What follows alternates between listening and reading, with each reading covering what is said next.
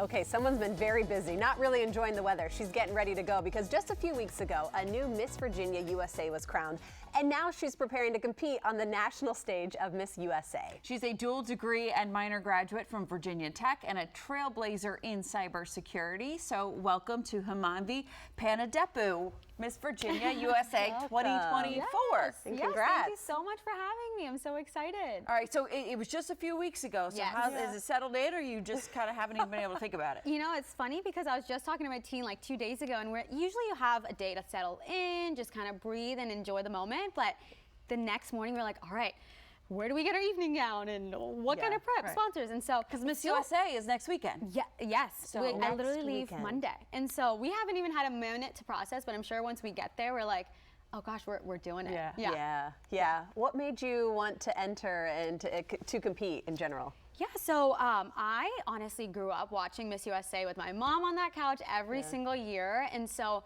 always knew I wanted to do it one day, just never had the guts to actually do it because I was like, I'm not going to be that one day. And so was this your first try?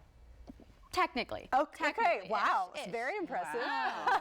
So I was actually a former Miss Virginia Teen USA. So I guess that was my little background, but I won in 2018. And so not new to the Miss USA system, but for a Miss, yes, correct. And so had a great year as a Miss Virginia Teen USA. And so I knew that once I gave up that crown, I had to come back and, you know, go for that Miss USA dream. And now we're here. Wow. Okay, so you've got Miss USA this coming weekend, next weekend.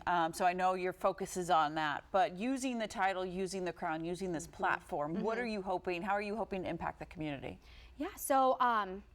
Fun fact, women actually only make up 24% of the cybersecurity workforce, and it's just a challenge I've had to face. I felt just isolated, unworthy, and honestly questioned if I would ever fit into that industry standard. And so, you know, I had to really take a step back, kind of reflect and seek out some mentorship and networking opportunities to even kind of gain that inspiration to pursue the career. And so that experience really allowed me to kind of find my voice and see how to, you know, navigate those isolating and challenging situations. So kind of just want to pay it forward and get kids excited about STEM education, and kind of not get them afraid of even pursuing those careers. And so my initiatives to empower leaders is all about just inspiring our youth to pursue those non-traditional fields through STEM education and leadership development. And so during my year, I've been able to kind of facilitate different types of workshops and mentorship programs around the state.